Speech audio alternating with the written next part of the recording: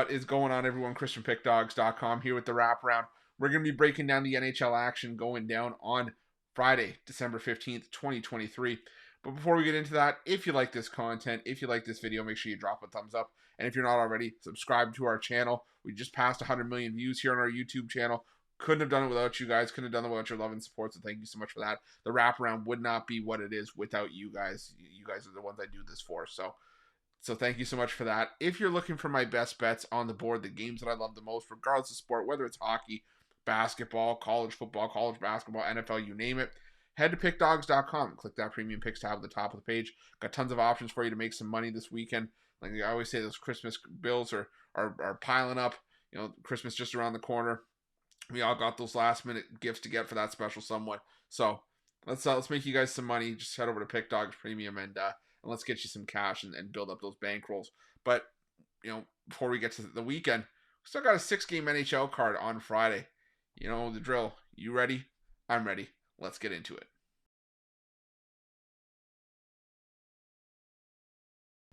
Our first game on Friday's card takes us to Madison Square Garden, where the New York Rangers host the Anaheim Ducks. And for the New York Rangers, I think the only thing you have to be concerned about here is this a potential look-ahead spot for the Rangers with a trip into Boston on deck after this. But to be honest, I don't think it is. I mean, the New York Rangers are playing the far better hockey. Sure, they lost 7-3 to Toronto and took a couple losses on the road against the Senators and the Capitals, but they're still 9-3 at home, 19-7-1 at home on the year. And the Anaheim Ducks, well, this team has lost 12 of their last 13 games.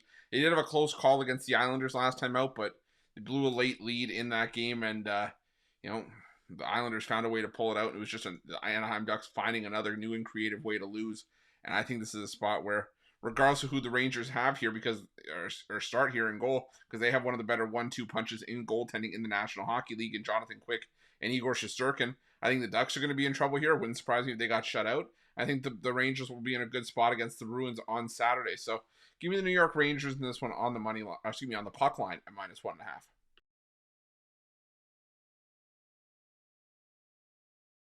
Next, we're going to the UBS Arena, where the New York Islanders take on the Boston Bruins, and this should be a fantastic matchup between two heavyweights in the Eastern Conference. The New York Islanders, believe it or not, are the hotter team coming into this game, 7-1-2.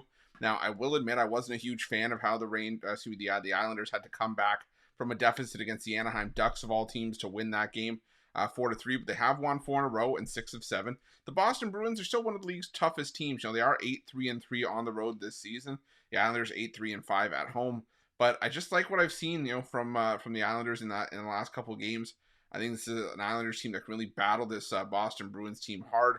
And you know, the Boston Bruins, they've been shaky between the pipes, while New York's goaltending has been pretty much consistent. I think they have a very underrated tandem in Semyon Varlamov and Ilya Sorokin. I really hope the Islanders don't make me pay for doing this, but I'm going to take a shot with them here. I'm going to take them at plus money as a home dog in this one at plus 110.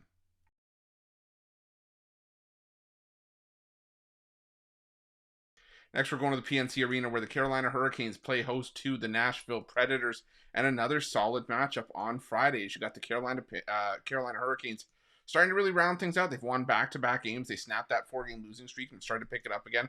The Nashville Predators have won back-to-back games in 5 of 6.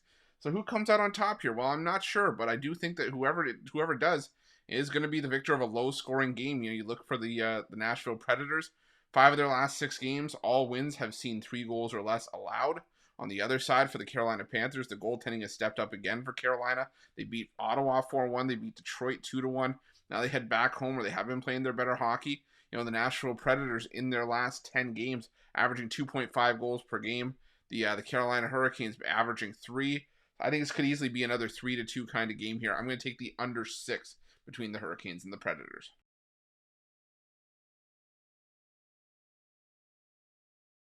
Now we're going to head to the American Airlines Center, where the Dallas Stars take on the Ottawa Senators, and the Senators team that's started to fall on hard times a little bit. They've kind of stumbled and are having a hard time getting back up. You know, Ottawa, they took one on the chin against the St. Louis Blues. They've now lost 6 of their last 9 games, and now they got to go into Dallas against a Dallas team that does play their better hockey on the road, but they've been playing some decent hockey at home as of late. You know, they got an 8-1 win over Tampa Bay. They got a 6-3 win over the Detroit Red Wings, and right now I just trust the Dallas Stars some more. They are a rightful favorite at home here. especially with the Sens on the second half of a back-to-back. So I'm going to take the Dallas Stars here. Don't want to lay that minus 205 or even try to chase a puck line because I could see potentially a one-goal game here if Ottawa gets a little bit feisty. So I am going to take the Stars here in regulation minus 135. Try to get that hefty price down.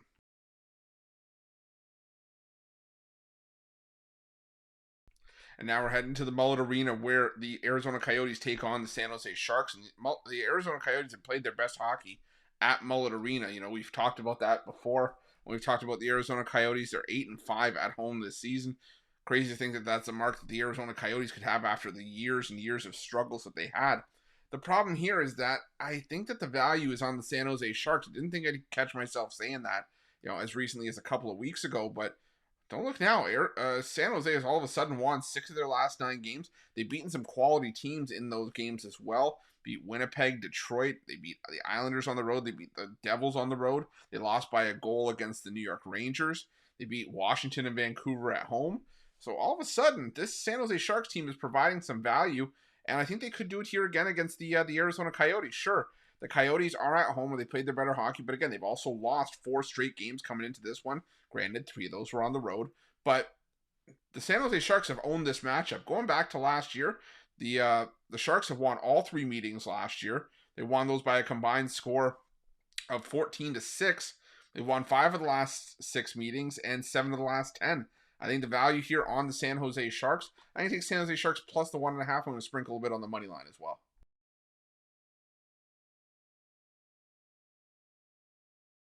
And our final game takes us to the T-Mobile Arena where the Vegas Golden Knights take on the Buffalo Sabres. And the Vegas Golden Knights, you know, back to looking like the Vegas Golden Knights we've come to know and expect to see. Game in and game out, you know, they're back to 25-5 on the year. Winners of 4 straight and 6 of 7.